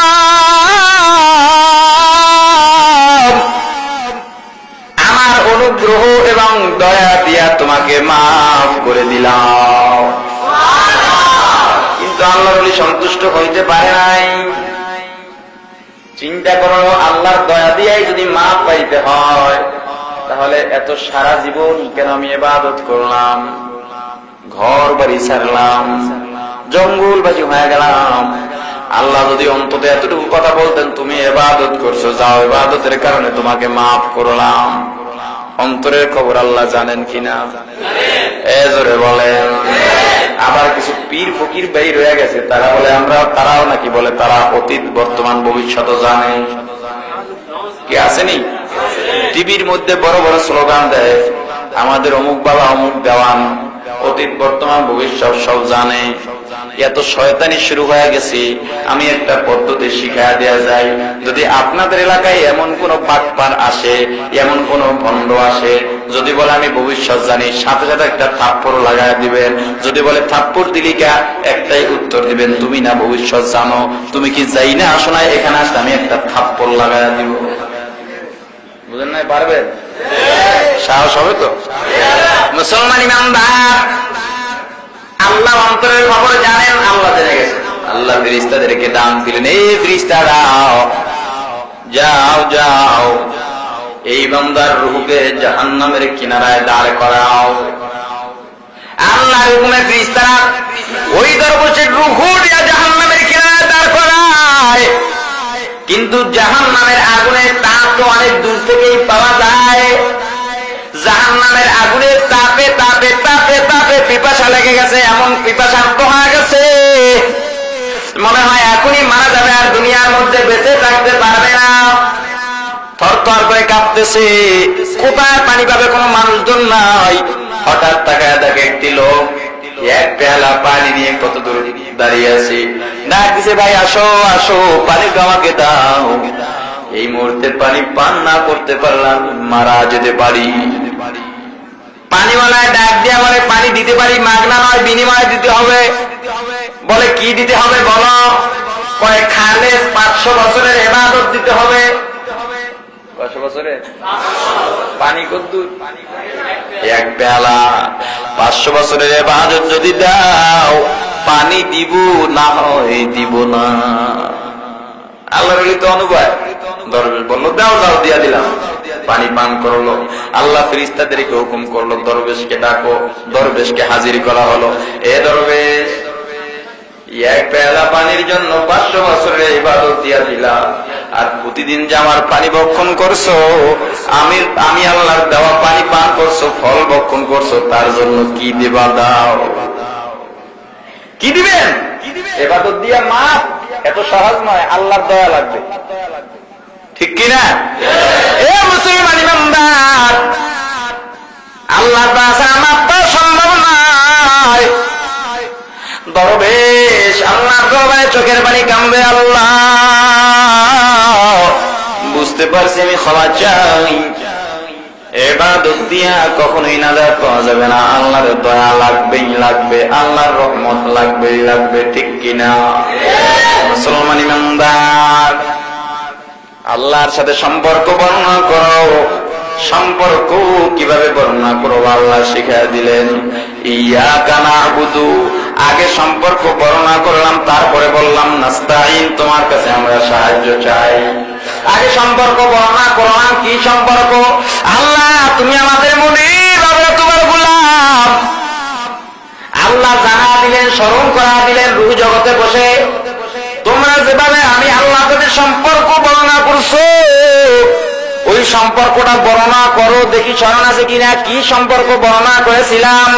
আল্লাহ রাব্বুল আলামিন শিক্ষক হইয়া সারা পৃথিবীর রূহ জগৎকে শিক্ষার্থী বানাইয়া, ছাত্র বানাইয়া রূহ জগতে বসে একটা প্রশ্ন করেছিলেন, আলাস্তু বিরব্বিকুম, আমি কি তোমাদের প্রভু নই? আমরা সবাই জবাব দিয়েছিলাম বালা। আল্লাহ সম্পর্ক জিজ্ঞাসা করছেন, আমি তোমাদের প্রভু, তোমাদের সম্পর্ক কি? আমি কি প্রভু? সম্পর্ক বর্ণনা করো। আল্লাহ প্রশ্ন করছেন, আমি কি তোমাদের প্রভু না? আমরা বলেছি বালা, হ্যাঁ আপনি আমাদের প্রভু। তবে মুসলমান ইমানদার সবাই কিন্তু একসাথে উত্তর দেয় নাই, রোল নাম্বার অনুযায়ী উত্তর দিছে। কিভাবে? স্কুলের মধ্যে যাইয়া শিক্ষক ছাত্রদেরকে ডাক দিছে, এ ছাত্ররা বলো বাংলাদেশ কত সালে স্বাধীন হয়েছে? এক নাম্বার ছাত্র দাঁড়ায় গেল, বাংলাদেশ 1971 সালের 16ই ডিসেম্বর স্বাধীন হয়েছে। দুই নাম্বার ছাত্র দাঁড়ায় উত্তর দিল ডিসেম্বরের 16 তারিখ। তিন নাম্বার ছাত্র দাঁড়ায় জবাব দিল 1971 সালে ডিসেম্বরের 16 তারিখ বাংলাদেশ স্বাধীন হয়েছে। মুসলমান বলেন সব ছাত্র পড়ে না কিছু আছে ঘরে? কথা কয় না? আমি বললাম না সবাই পড়ে। আর আজকে একটা নিয়ে গেছে এক মুরব্বী ছেলে পড়ে না, 22 পারা মুখস্থ হয়ে গেছে, এখন আর পড়ে না, এখন ঘরে। আগে পড়ছে, এখন কি করে? ঘরে। সব ছাত্র পড়ে না কিছু আছে ঘরে। এই ঘুরুন্যা ছাত্র চিন্তা করছে, পড়ার টেবিলে বসি না জানি না, বাংলাদেশ স্বাধীন কত সালে হয়েছে, কত তারিখ হয়েছে জানি না। তবে 1 নাম্বার 2 নাম্বার 3 নাম্বার ছাত্র যেহেতু বলছে 1971 সালে, আমিও বলবো 1971 সালে। যদি ওদেরটা ঠিক হয় আমাদেরটাও ঠিক হবে। যদি ওরা 5 নাম্বার পায় আমরাও 5 নাম্বার পাবো, আর যদি ওরা ফেল করে আমরাও ফেল করবো, কোনো দুঃখ নাই। 1 2 3 ছাত্রের উত্তর শুনে শেষ পর্যন্ত সবাই বলল 1971 সালে। আচ্ছা বলেন তো, 3-এর পরে যারা বলল যোগ্যতায় বলছে না শুনে বলছে? আর যারা বলে যখন প্রশ্ন করছেন আলাস্তু বিরব্বিকুম, আমরা সবাই একত্রে জবাব দিতে পারি নাই। 1 নাম্বার ছাত্র রাহমাতুল লিল আলামিন সাইয়্যিদুল মুরসালিন, ইমামুল মুরসালিন, খাতামুন নবিয়্যিন, শাফিউল মুযনিবিন, উম্মতের কান্ডারি, মানবতার মুক্তির দূত সাইয়্যিদুনা মুহাম্মদুর রাসূলুল্লাহ সাল্লাল্লাহু আলাইহি ওয়াসাল্লাম 1 নাম্বার ছাত্র হয়ে জবাব দিলেন বালা, আপনি আমাদের প্রভু। 2 নাম্বার ছাত্র হইয়া সারা পৃথিবীর আম্বিয়া কিরাম জবাব দিলেন বালা, আপনি আমাদের প্রভু। 3 নাম্বার ছাত্র হইয়া সারা পৃথিবীর মুমিন আউলিয়া কিরাম জবাব দিলেন বালা, আপনি আমাদের প্রভু। এবার গুরুন্যা ছাত্র জজ ডাবল বুশ কইছে বালা। শুনে না যোগ্যতায়? জোরে বলেন শুনে। মুসলমান ইমানদার আসলে সব ভুলে গেলাম, দুনিয়াতে আমরা কেন আসলাম, যার কারণে আল্লাহকে মানতে পারি না, আল্লাহর সাথে সম্পর্কের কথা ভুলে গেছি। হে মুসলমান, আল্লাহ রাব্বুল আলামিন দুনিয়ার মধ্যে কেন পাঠাইলেন? তার উত্তর দিয়া আল্লাহ কোরআনের 29 নাম্বার পারার সূরা মুলকের শুরুর দিকে বলেন, আল্লাযী খালাকাল মাউতা ওয়াল হায়াতা লিয়াবলুয়াকুম আইয়ুকুম আহসানু আমালা ওয়া হুয়াল আজিজুল গফুর।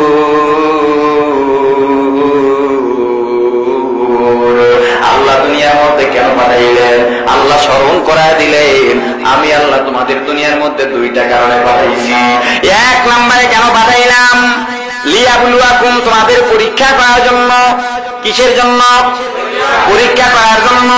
2 নাম্বার কারণ আইয়ুকুম আহসানু আমালা, তোমাদের মধ্যে কে কতদূর ভালো আমল করতে পারো সেটা দেখার জন্য। কয়টা কারণে পাঠাইলেন? কয়টা কারণে? 1 নম্বরে পরীক্ষা। কেন পরীক্ষা করবেন এবার আসেন আলোচনায়। 3 নাম্বার ছাত্র হইয়া জবাব দিলেন সবাই, হ্যাঁ আপনি আমাদের প্রভু।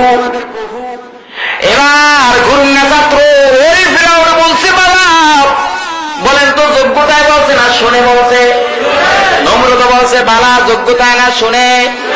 এ মুসলমান, আল্লাহর কাছে আমরা চাইলেই পাবো কিনা? না, পাবো না। সম্পর্ক আমরা বর্ণনা করি, তার মধ্যেও ভেজাল আছে। কারণ কেউ যোগ্যতায় বর্ণনা করে, কেউ অযোগ্যতায় বর্ণনা করে, ঠিক কিনা? আল্লাহ রাব্বুল আলামিন দুনিয়ার মধ্যে কেন পাঠাইলেন? যখন সবাই একই উত্তর দিল, শিক্ষক ডাক দিয়া বলল, তোমরা যেই উত্তর দিছো উত্তর সঠিক, সেই হিসেবে সবাই একই নাম্বার পাও, 5 নাম্বার পাও। কিন্তু আমি শিক্ষক জানি তোমাদের সকলের সমান নাম্বার পাওয়ার অধিকার নাই। আছে নাকি?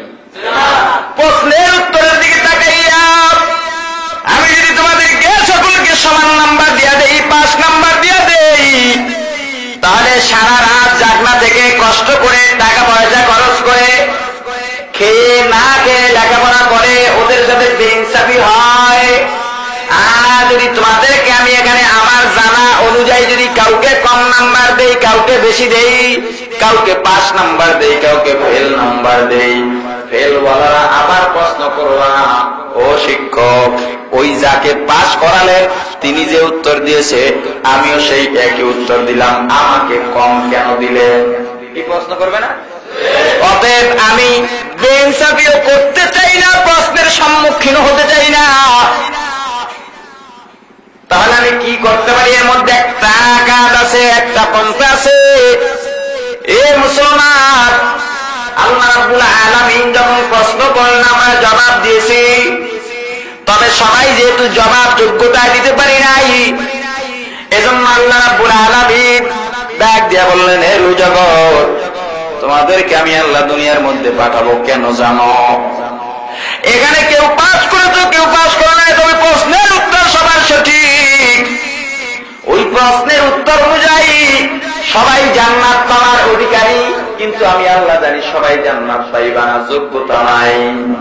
তবে প্রশ্নের উত্তরের দিকে তাকাইয়া সকলকে 5 নাম্বার দিয়া যদি আমি জান্নাতের মধ্যে দিয়া দেই, তাহলে যোগ্যতা সম্পন্ন ওয়ালাদের সাথে বেইনসাফি হয়, আমি আল্লাহ বেইনসাফি নই। আর যদি আমার জানা অনুযায়ী তোমাদেরকে আমি কাউকে ফেল, কাউকে 5 নাম্বার দিয়া কাউকে জান্নাতে কাউকে জাহান্নামে দিয়া দেই, ওই জাহান্নামীরা পাল্টা প্রশ্ন করবো, আল্লাহ তুমি তো বেইনসাফি নও, তুমি নিজেই ঘোষণা করেছো যাদেরকে জান্নাতে দিলাম তারা যেই প্রশ্নের উত্তর দিছে আমরাও সেই একই উত্তর দিলাম, আমাদেরকে কেন জাহান্নামে দিলাম? এই প্রশ্নের সম্মুখীন আমি আল্লাহ হতে চাই না। এজন্য মধ্যম পন্থা একটা অবলম্বন করা দরকার, যার মাধ্যমে যার যার নিজের যোগ্যতা অর্জন করতে পারে। সেটা কি? শিক্ষক ডাক দিয়া বলল পরীক্ষার হল। সেটা কি?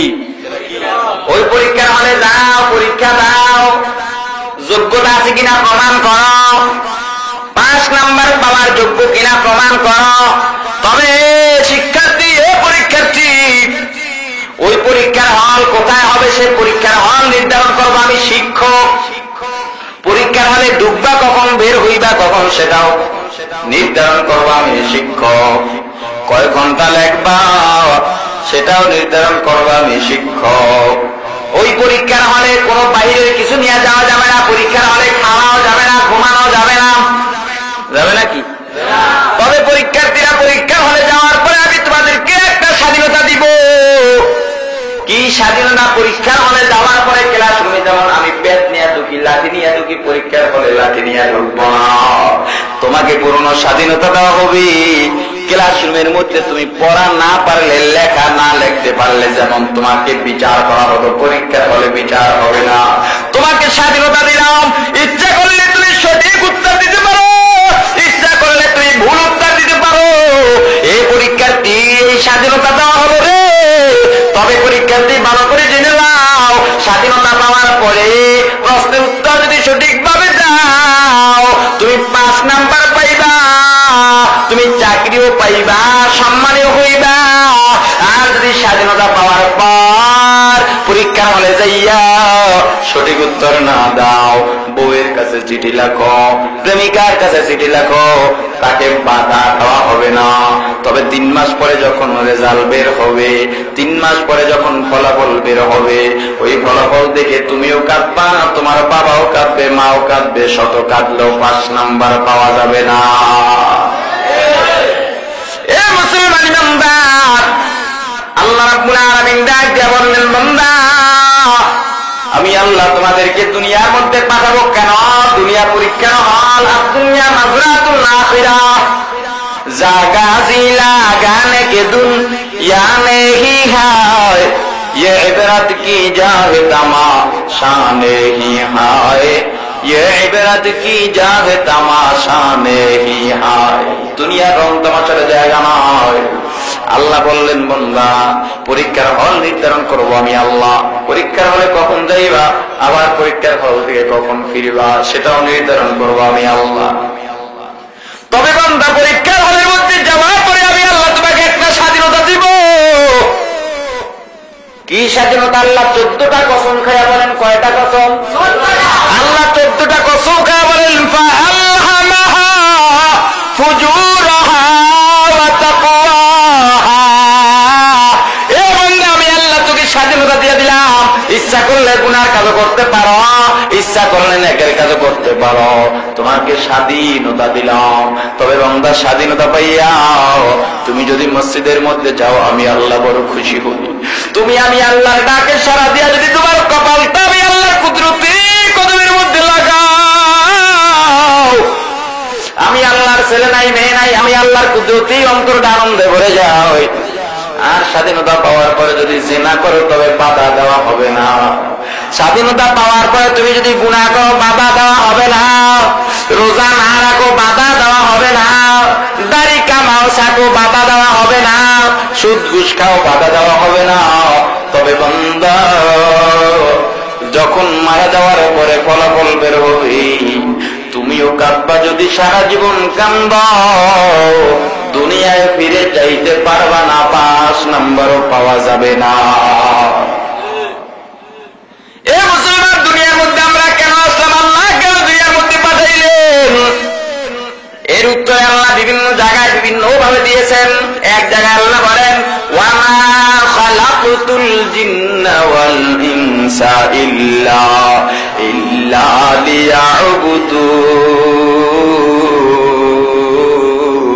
লিয়াবুদুন, মা খালাকতুল জিন্না ওয়াল ইনসি বিখার, মা খালাকতুল জিন্না ওয়াল ইনসি বিখার, জুজে ইবাদত নিস্তে মাকসুদ আয-যাহা। এ মুসলমান, দুনিয়াতে কেন আসলাম? আল্লাহ দেখে বলেন, বান্দা দুনিয়ায় কেন পাঠাইলাম? এই বান্দা দুনিয়ার মধ্যে গিয়ে টাকা পয়সার মালিক হইবা, সম্মানের মালিক হইবা, মন্ত্রী এমপি হইবা, চেয়ারম্যান মেম্বার হইবা। এজন্য আমি আল্লাহ দুনিয়াতে পাঠাই নাই। এই বান্দা দুনিয়ার মধ্যে পাঠাইলাম একমাত্র আমি মাওলার গোলামি করার জন্য, ঠিক কিনা? এ মুসলমান, তোমাকে আমি আল্লাহ কান কেন দিলাম?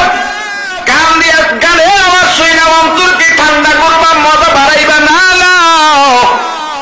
আমি আল্লাহ কান দিছি মসজিদের মধ্যে থেকে, যখন আজানের আওয়াজ তোমার কানের মধ্যে যাবে, তখন আর ঘরের মধ্যে ঘুমায় থাকবা না। একটা দৌড় মারিয়া মসজিদের মধ্যে যাইবা। আর যদি তোমার কান দিয়া গান শোনো, কিয়ামতের ময়দানে জাহান্নামের আগুনে ওই রড জ্বালাইয়া জ্বলন্ত রড তোমার কানের মধ্যে ঢুকাইয়া দেওয়া হবে। কত উত্তপ্ত হবে জানো? ওই রড যদিও কানের মধ্যে ঢুকবে, ওই রডের তাপে তোমার মাথার গিলুগুলো, মগজগুলো টকবক টকবক করে ফুটতে থাকবে। ওই একটা আগুনের তাপের কারণে তোমার পেটের মধ্যে নারী ভুঁড়িগুলো পচে গেলে পায়খানা রাস্তা দিয়ে পড়ে যাবে। মুসলমান, সহ্য করতে পারবেন কিনা আগে একটু পরীক্ষা কইরেন। পারা যাবে? হ্যাঁ, পারবেন কিনা পরীক্ষা করেন। আগে জিনা বলেন কেন? যদি নাই পারেন গুনাহ করেন কেন? যেহেতু গুনাহ করেন, একটু পরীক্ষা করেন। কিভাবে পরীক্ষা করবেন? এক যুবতী মামার বাড়ি রওনা হয়। কত দূর যাওয়ার পরে, যেহেতু মহিলা মানুষ, মেয়ে মানুষ, রাস্তার এক কিনার দিয়ে আস্তে আস্তে হাঁটে। কত দূর যাওয়ার পরে মাগরিবের আজান হয়ে গেছে। যুবতী মেয়ে, পর্দাসীন মেয়ে ভয় পেয়ে গেছে, সমাজের অবস্থা ভালো নয়, কি করব, কোথায় যাব, কিভাবে চলবো। আরে বাড়িতে যে ফিরে যাব তাও সম্ভব নয়, কারণ বাড়ির রাস্তা এখন বেশি দূরত্ব হয়ে গেছে, যদি যেতে হয় মামার বাড়ি যেতে হবে। যুবতী বুকে সাহস নিয়ে রওনা হয়ে গেছে। কত দূর যাওয়ার পর এশার আজান হয়ে গেছে, রাত্র অন্ধকার হয়ে গেছে, চারিদিকে অন্ধকার। তবে মামার বাড়ির কাছাকাছি এসে গেছে, উপায় তো নাই, যেতেই হবে। কিন্তু মামার বাড়ির একেবারে সন্নিকটে যাওয়ার পরে একটা বাধা সৃষ্টি হয়ে গেল। কি বাধা?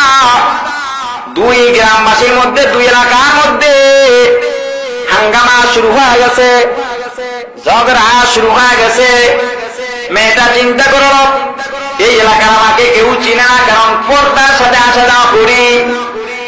এখন যদি এই দুইজনের ঝগড়ার মধ্য দিয়ে আমি যাই, এক দল মনে করবে আমি প্রতিপক্ষের, প্রতিপক্ষ মনে করবে আমি অপর দলের, ফলাফল দাঁড়াবে দুই পক্ষের হাতে আমার ইজ্জত হারাতে হবে। কি করা যায়? আশপাশ কোথাও আশ্রয় পাওয়া যায় কিনা। হঠাৎ তাকায় দেখে একটা ঘর দেখা যায়, ঘরের মধ্যে একটা আলো জ্বলতেছে। দৌড়ে ঘরের কাছে গিয়ে দেখলো এটা কোনো মানুষ বসবাসের ঘর নয়, এটা মসজিদ। ওই মসজিদের মধ্যে বসে একজন যুবক কোরআনের তেলাওয়াত করতেছে। পেছন থেকে ডাক দিছে, এ যুবক ভাই, আমি বড় অসহায় নারী যুবতী, আমাকে একটু জায়গা দাও, আমি অল্প সময়ের মধ্যে চলে যাব বা সকালে চলে যাব। যুবক দাঁড়িয়ে বলল, বোন, আমার মা নাই, বাবা নাই, আমি পাশে একটা কওমি মাদ্রাসায় পড়ি, এই মসজিদের মধ্যে 5 ওয়াক্ত নামাজ পড়াই, মসজিদ থেকে 2-1 টাকা যা পাই তা দিয়া কোনো মতে আমার নিজের খরচ চলে। আর যদি তোমাকে এলাকার মানুষ আমাকেও বড় পছন্দ করে, বড় বিশ্বাস করে, বড় ভালোবাসে, কিন্তু তোমাকে যদি জায়গা দেই ফজরের নামাজ পড়তে, সে মুসল্লিরা যদি তোমাকে মসজিদের মধ্যে দেখতে পায়, আমি যদি কোনো অসৎ কাজ নাও করি, তবু আমাকে সবাই দূর দূর করে তাড়িয়ে দিবে, লাঞ্ছনা দিবে। কি বন্ধ করে দিব? আপনারা অতিথিরা যদি বসে এখানে কথা বলেন তো আলোচনা করবো কিভাবে? ربنا ظلمنا أنفسنا وإن لم تغفر لنا وترحمنا لنكونن من الخاسرين ربنا آتنا في الدنيا حسنة وفي الآخرة حسنة وقنا عذاب النار बुजुर्गों की नहीं हमको जरूरत गुलाम अपना बना ले ऐ खुदाया तूने को का रियमाबाद कर दईम जुर्म बे अंदाज बेहद कर दईम मग़फ़िरत दारद उम्मीद से लुत्फ़ तू जाके खुद फरमुदाए लावत अपने तू। আল্লাহ 5 দিন পর্যন্ত পবিত্র কালামের তাফসীর হয়ে গেল। আল্লাহ জানি না হক আদায় করে আলোচনা করতে পারছি কিনা। আল্লাহ ভুল ত্রুটি ক্ষমা করে আলোচনার উপরে আমাদের প্রত্যেককে নির্ভেজাল ভাবে আমল করার তৌফিক দিয়ে দাও। আল্লাহ জানি না কে কি আশা নিয়ে হাত উঠাইছে। আল্লাহ প্রত্যেকের মনের নেক আশাগুলো পূরণ করে দাও। আয় আল্লাহ, এই তাফসীরের আয়োজন যারা করছে বড় কষ্ট করেছে, বড় ত্যাগ স্বীকার করেছে, দিনরাত বৃষ্টির মধ্যে দৌড়াদৌড়ি করেছে, বহু টাকা পয়সা খরচ হয়েছে। আল্লাহ মাবুদ গো, দুনিয়ার কিছু পেতে চায় নাই, তোমার কোরআনের আলোচনার মজলিস সাজাইয়া মানুষকে দিনের কিছু কথা শোনানোর জন্যই আয়োজন করেছে। আয় আল্লাহ, তুমি ওদের এই আয়োজনকে নাজাতের জরিয়া বানায় দাও। আয় আল্লাহ, প্রতি বছর আরো সুন্দরভাবে আয়োজন করার তৌফিক দিয়ে দাও।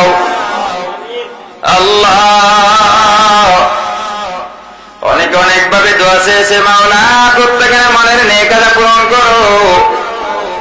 এই তাফসীরের মধ্যে যারা দান সদকা করছে, মাওলা যারা সাহায্য সহযোগিতা করছে, আল্লাহ যারা মেধা শ্রম দিয়া মাওলা পরামর্শ বুদ্ধি দিয়া তাফসীরকে সার্থক করলো, আল্লাহ প্রত্যেককে দিনের সহি খাদেম হিসেবে কবুল করে লও।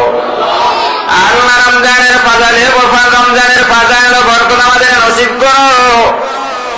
আল্লাহ রমজান পাইলাম যদি গুনাহ ক্ষমা করাইতে না পারি, আল্লাহ নবীজি দোয়া করছেন রমজান পাওয়ার পরে যদি গুনাহ ক্ষমা করাইতে না পারি, আরে তাদের ধ্বংসের জন্য নবীজি দোয়া করছেন, আল্লাহ তুমি আমাদের ধ্বংস দিও না।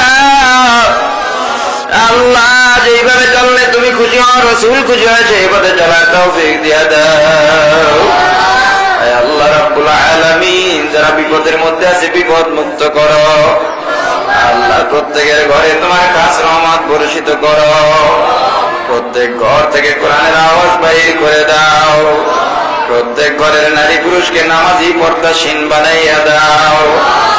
আল্লাহ যারা অসুস্থ আছে সুস্থতা দিয়া দাও। আল্লাহ যারা পেরেশানির মধ্যে আছে পেরেশানি দূর করো।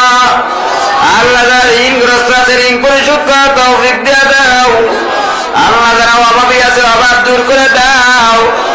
আল্লাহ চুরি ডাকাতির থেকে হেফাজত করো। হিংসুকের হিংসার থেকে হেফাজত করো। দুশ্মনের থেকে হেফাজত করো। আল্লাহ যারা মিথ্যা মামলার শিকার, মিথ্যা মামলার থেকে মুক্তি দিয়া দাও। আল্লাহ ব্যবসায়ী ভাইদের ব্যবসায় বরকত দান করো। হালাল রুজি কামাই করার তৌফিক দিয়া দাও। আল্লাহ যারা বিদেশের মধ্যে আছে জানি না কি অবস্থা আছে, সেখানে আপন বলতে তাদের কেউ নাই।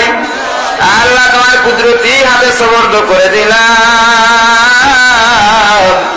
আল্লাহ তুমি তাদের সহি সালামতে রেখে ঠিকভাবে দায়িত্ব পালন করে পুনরায় সহি সালামতের দেশে ফিরার তৌফিক দিয়া দিও। আল্লাহ যারা অসুস্থ আছে তুমি সুস্থতা দিয়া দাও। আল্লাহ দুয়ার খবর আখায় তাজেদারে মদিনা নবী আকরাম সাল্লাল্লাহু আলাইহি ওয়াসাল্লামের রওজা মুবারকে পৌঁছে দাও। বাবা আদম থেকে আজ পর্যন্ত যত মুমিন মুমিনাত মুসলিম মুসলিমাত অন্ধকার কবরে গেল, আল্লাহ প্রত্যেকের রুহের উপরে সওয়াব পৌঁছাইয়া দাও। আল্লাহ বিশেষ করে আমরা হাত উঠাইলাম। আল্লাহ যার মা নাই বাবা নাই, চিরবিদায় নিয়ে মাল বাগানে কলা বাগানে রাস্তার ধারে পুষ্কুনির পারে গোরস্থানে শুয়ে রয়েছে। আল্লাহ ওই সন্তান যখন তাফসীর মাহফিলে হয়, ওই মা সন্তানকে ডেকে ডেকে বলছে, বাবা তাফসীরের মধ্যে যাও। আমি মা বড় অসহায়, আমি মায়ের জন্য দোয়া না করে বাড়ি ফিরিস না। এ বাবা আজকে দুনিয়া পাইয়া বিবি পাইয়া আমি মাকে বলছো, অথচ তুই জানো না আমি মা কিন্তু তোকে কোনোদিন ভুলতে পারি নাই। এ বাবা তুই যখন দুনিয়ার মধ্যে আসছো কত কষ্ট দিয়ে আসছো তুই জানো না। তোর বয়স যখন গর্ভের মধ্যে 8-9 মাস হয়ে গেছে বাবা, পেটের মধ্যে লাথি মারো ঘুষি মারো, আমি মা বেহুশ হয়ে জমিনের মধ্যে পড়ে যাই। এ বাবা দুনিয়ার মধ্যে যখন আসছো কান্না ছাড়া তোর কোনো ভাষা নাই। সারা রাত্র কান্দ, সবাই বিরক্ত হইয়া যায়, আমি মা বিরক্ত হই না। এ বাবা শীতের রাত্র প্রস্রাব পায়খানা করে বিছানা নষ্ট করছো, এক সময় শাড়িও নষ্ট করিয়া দিছো, আমি মা তবুও তোকে পালাইয়া দেই নাই। আমি মা ভিজার মধ্যে শুইয়া তোকে আমি শুকনার মধ্যে ঘুম পড়াইছি বাবা। আস্তে আস্তে বড় হইয়া গেছো, দূরে লেখাপড়া করার জন্য গেছো। এ বাবা দূরে চাকরি করার জন্য গেছো বাবা রে, দূরে বিদেশের মধ্যে চলে গেছো। এ বাবা দূরে অনেক দূরে চাকরি নিয়ে গেছো, ব্যবসা করতে গেছো, লেখাপড়া করতে গেছো। ওই লেখাপড়া করতে গিয়ে তুই তো আরামের ঘুমাইছো, আমি তোর চিন্তায় বাড়িতে ঘুমাইতে পারি নাই। এ বাবা বিদেশের মধ্যে গিয়ে বন্ধু বান্ধব নিয়ে আনন্দে কত ঘুরছো, আমি মা বাড়িতে আনন্দে থাকতে পারি নাই। হে বাবা ব্যবসা করতে যাইয়া চাকরি করতে যাইয়া আরামের ঘুমাইছো, আমি মা তোর চিন্তায় ঘুমাইতে পারি নাই। হে বাবা তুই তো ভালো ভালো খাবার খাইছ, আমি মা তোকে রাইখা ভালো খাবারও খাইতে পারি নাই। এ বাবা আমার বাড়িতে মেহমান আসছে, ভালো ভালো খাবার পাকাইছি, মজাদার পিঠা বানাইছি, এ বাবা সবাইকে ভাগ কইরা দিছি, আমি কিন্তু মুখের মধ্যে দেই নাই। তোর বাবা আমাকে জিজ্ঞাসা করে, হে বিবি তুমি এত কষ্ট করো, তুমি কেন খাও না? হে বাবা তোর বাবার প্রশ্নের উত্তর আমি দিতে পারি নাই। আমার দুই চক্ষু দিয়া তোর দর করে বৃষ্টির মতো পানি পাওয়া শুরু হয়। আরে আমি একসময় কান্না বন্ধ করতে না পেরে, কান্না চাপায়া ধরে রাখতে না পেরে, আমি মা একটা দৌড় দিয়া বিছানার উপরে যাইয়া ওই বালিশের যাতে মুখটা চেপে ধরে বুবাইয়া বুবাইয়া কান্দি। এ বাবা তোর বাবা আমার পাশে বসে মাথার উপরে হাত বুলায় আর ডেকে ডেকে বলে, হে বিবি তুমি কেন কান্দো? আমি বুঝতে পারছি তোমার সন্তানকে দূরে রেখে তোমার কোনো ভালো খাবার খাইতে ভালো লাগে না। আমি তখন তোর বাবার পা জড়াইয়া বলছি, স্বামী তুমি ছাড়া আমার কেউ নাই, সেই মা বাবা ভাই বোন ছেড়ে কত আগেই তোমার বাড়িতে আসলাম, কত সময় কষ্ট দিছ, তবুও তোমাকে ছেড়ে আমি যাই নাই। এ স্বামী সন্তানটা কত দূরে চলে গেল, আরে বহুদিন হয়ে গেছে, মেয়েটা শ্বশুর বাড়িতে চলে গেছে, স্বামী গো বলো আমি ওদেরকে রেখে কিভাবে খাই? ওদেরকে দেখতে আমার মনে চায়, এ স্বামী ওদেরকে একটু আনবানি। তখন তোর বাবা ওয়াদা দিছে এক সপ্তাহের মধ্যে ছুটি নিয়ে তোদেরকে বাড়িতে আসছে। এ বাবা তোদেরকে বাড়ি পাই আমি যে কত খুশি হয়েছি বুঝাইতে পারবো না। এ বাবা ভালো ভালো খাবার পাকাইয়া তোকে আমি সামনে দিছি, আবার যখন তোর ছুটি শেষ হয়ে গেছে, যাওয়ার সময় হয়ে গেছে, আমি 2-3 দিন আগেই বিছানায় শুয়ে শুয়ে রাত্রে বুবাইয়া বুবাইয়া কান্দি। তোর বাবা আমার পাশে বসে জিজ্ঞাসা করে, হে বিবি তোমার কি হলো, তুমি কেন কান্দ? আমি জবাব দিছি, স্বামী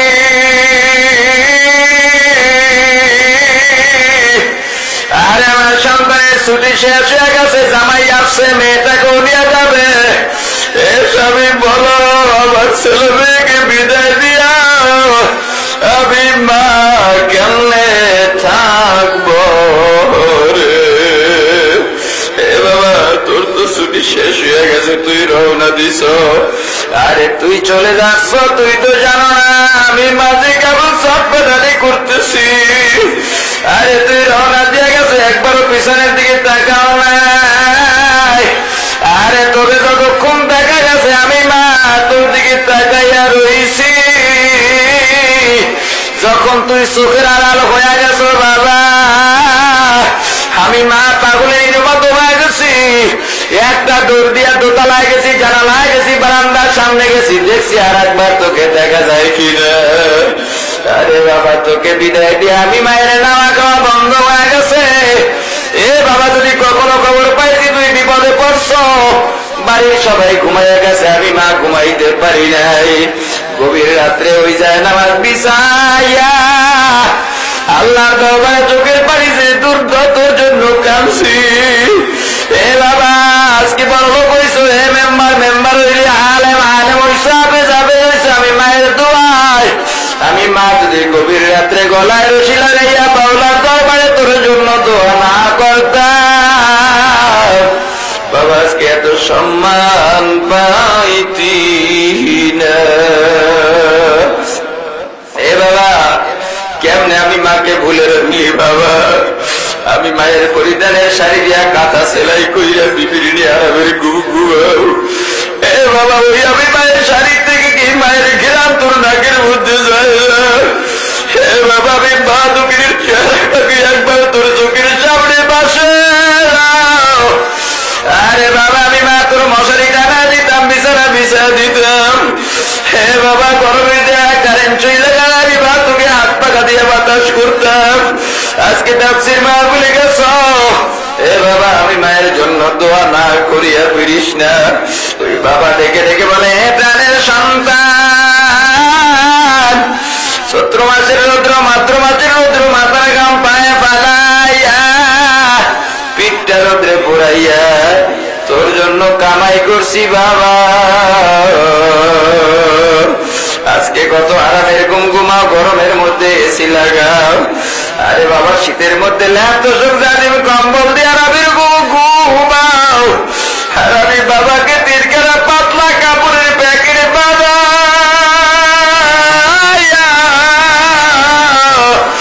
কেমন জায়গায় রাখছো বাবা, তুই তো জানো না। ওই তোর বিল্ডিং এর ছাদের পানি, ঘরের চালের পানি গলাইয়া আমি বাবার কবরে আসে বাবা খবর নিলি রে। আজকে তাফসীর মাহফিলে গেছো বাবা, আমাদের জন্য দোয়া না করে বাড়ি ফিরিস না। আল্লাহ তাকাইয়া দেখো তোমার কোন বান্দা মা হারাইয়া বাবা হারাইয়া ওই চোখের বাইরে শিশুর মতো কান্দে। আল্লাহ যার মা নাই বাবা নাই অন্তরের মধ্যে কত বড় ব্যথা। আরে আগে বাড়িতে যাইতো, গভীর রাত্র হয়ে গেছে, মায়ের দরজার সামনে দিয়া যাইতো, মা পায়ের আওয়াজ পাইয়া ডাক দিছে, খোকা আসছো নি? আমারছি। তুই এখনো কেন ঘুমাও না মা? ওই মা জবাব দিছে, বাবা তোকে রাইখা আমি মা কেমনে ঘুমাই? এ বাবা আমি মা এখনো খাই নাই। আরে আয় তুই খাবি, আমি দেখবো তোকে স্যার আমি মা খাইতে পারি না। আরে তোর দিদিও ঘুমাইছে, তোর সন্তানও ঘুমাইছে, আমি মা ঘুমাইতে পারি না। আরে এখন যার মা ওই দরজার সামনে আর কারো আওয়াজ পায় না, কেউ খোকা বলে ডাকও দেয় না।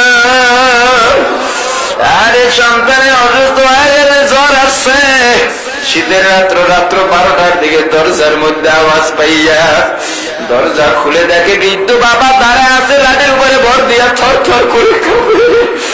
এ বাবা তুমি কেন আসছো শীতের মধ্যে, ঠান্ডার মধ্যে? তুমি তো অসুস্থ হয়ে যাইবে। ওই বাবা ডাক দেওয়া বলছে, বাবা তুই তো বুঝবি না।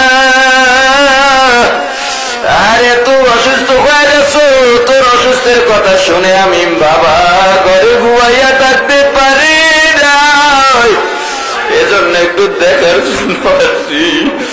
আজকে যার বাবা নাই ওই খবর নিতে বাবার মতো গভীর রাত্রে আর আসার মতো আপন কেউ নাই। আর এখন আর সন্তানগুলো দাদু দাদু বইলা কাউকে ডাকে না, ববু ববু বইলা কাউকে ডাকে না। আরে যার মা নাই বাবা নাই, মাকে আর মা বলে ডাকতে পারে না, বাবাকে বাবা বলে ডাকতে পারে না।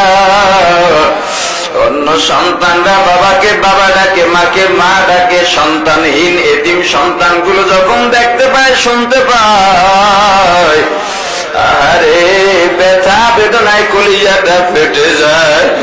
আল্লাহ তাকায় দেখো কোন সন্তান মা হারাইয়া বাবা হারাইয়া চোখের পানি যে তোমার দরবারে কান্দে। ওই সন্তানের দোয়া কুসিলা করে প্রত্যেকের মা বাবার কবরগুলো জান্নাতের বাগান বানাইয়া দাও। আল্লাহ আমাদের যাতে পর্দার আড়ালে মা বোনেরা হাত তুলছে, জানি না কার স্বামী নাই, সন্তান নাই, জোরের ভাই নাই, মা নাই, বাবা নাই। আমাদের আত্মীয় স্বজন, দাদা দাদি, নানা নানি, শ্বশুর শাশুড়ি, ভাই বন্ধু, পাড়া প্রতিবেশী, মুতাআল্লিকিন, মুহিব্বিন, ওস্তাদ শাগির যারা কবরের মধ্যে চলে গেল, প্রত্যেকের রুহের উপরে সওয়াব পৌঁছাইয়া দাও। আল্লাহ আমরা যারা বেঁচে আছি নেক হায়াত দান করো, ঈমানকে মজবুত করে দাও, নির্ভেজাল নেক আমল বেশি বেশি করার তৌফিক দিয়া দাও। এই মসজিদখানা কিয়ামত পর্যন্ত কবুল করো, এই তাফসীর কিয়ামত পর্যন্ত কবুল করো। যেখানে যা দরকার গায়বী মদদ দিয়ে পূরণ করে দাও। আয় আল্লাহ রাব্বুল আলামিন, শেষ ফরিয়াদ মাবুদ, রমজান মাস পাইলাম, তাকওয়া অর্জন করার তৌফিক দাও আল্লাহ। তোমার পরিচয় দাও, পরিচয় লওয়ার মতো তৌফিক দাও। আয় আল্লাহ, দুনিয়ার মধ্যে যেভাবে চললে জান্নাত পাওয়া যায় সেই পথে চলার তৌফিক দিয়া দাও। তোমার ভয়, তোমার মুহাব্বত, রাসূলের মুহাব্বত, রাসূলের আদর্শ পালন করার তৌফিক দিয়া দাও। রব্বিরহামহুমা কামা রব্বায়ানি সগীরা, রব্বিরহামহুমা কামা রব্বায়ানি সগীরা। ওয়া সাল্লাল্লাহু তাআলা আলা খায়রি খালকিহি মুহাম্মাদিন ওয়া আলা আলিহি ওয়া আসহাবিহি ওয়া আজওয়াজিহি ওয়া যুররিয়াতিহি ওয়া নূরি আরশিহি আজমাইন। ওয়ারহামনা মা'আহুম বিরহমাতিকা ইয়া আরহাম